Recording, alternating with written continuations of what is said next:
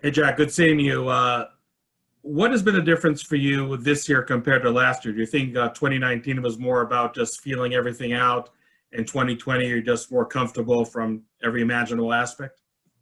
Yeah, yeah. I mean, 2019 season, I was coming from a bad situation. I was able to stay a year. So coming into this season, I feel way better, way better. Trevor. Jack, when Chase was on here the other day, he was pretty candid about how you guys call each other every morning and you just make sure you're good, the both of you during practice. Given your talent and then kind of the next level, what you guys can both achieve there potentially, how important do you think it is for you guys to collectively kind of be together and translating to what you can each do individually?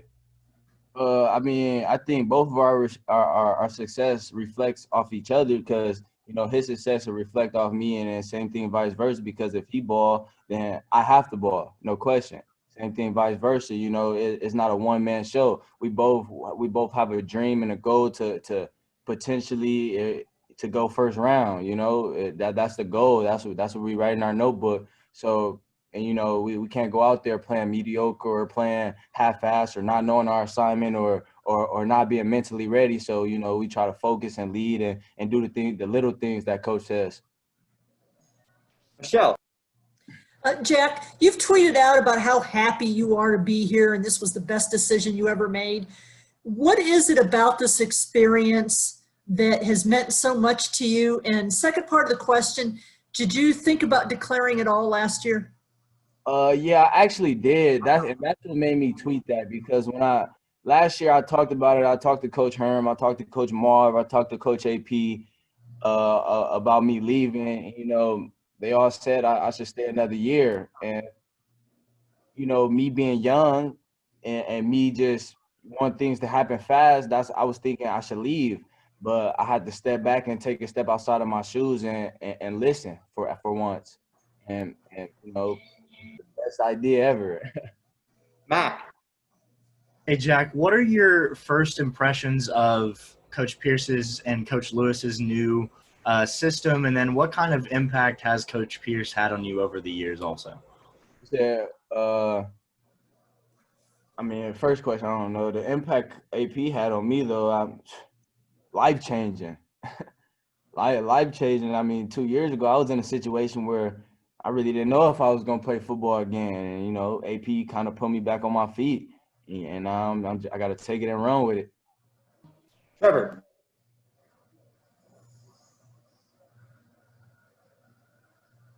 Chris Hawkins, the player who says he's gotten to be your position coach now and getting used to him in that respect in the last couple of months, what that's provided.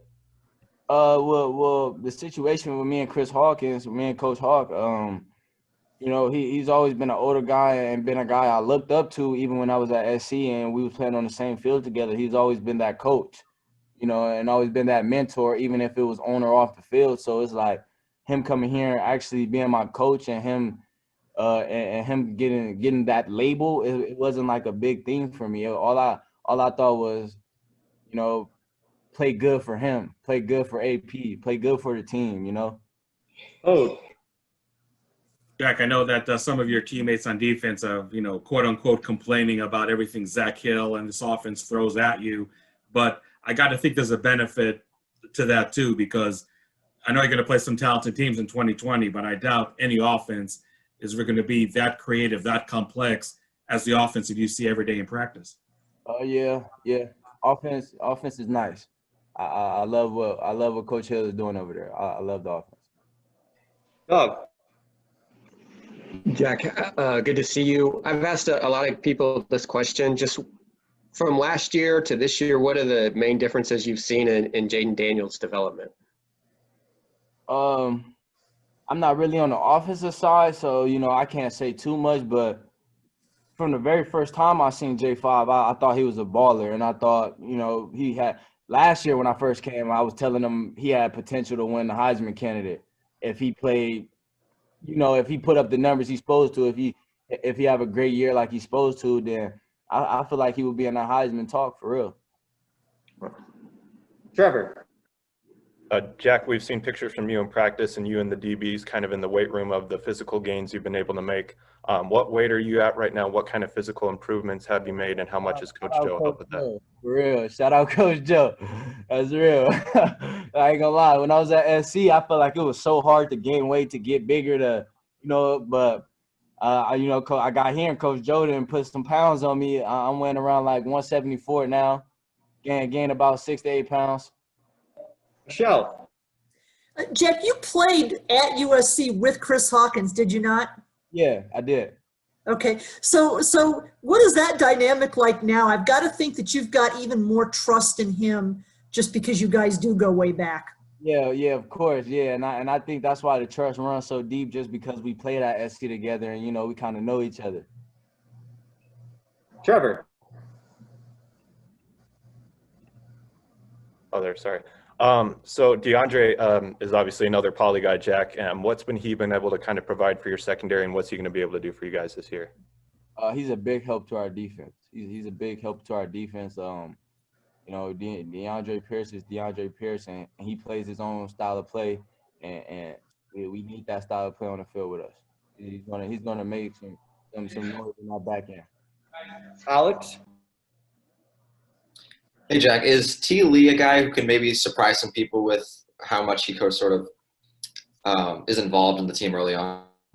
Yeah, for sure. I think T. Lee is a young prodigy. I think T. Lee, once he gets past all the freshman nonsense, because everybody goes through the freshman nonsense, and I say that from experience.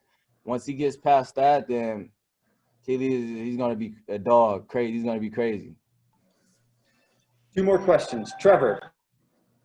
Jack, you talked a little bit about Coach Pierce last year. He talked about his conversations with Brandon Ayuk and being a pro and getting ready to for that level.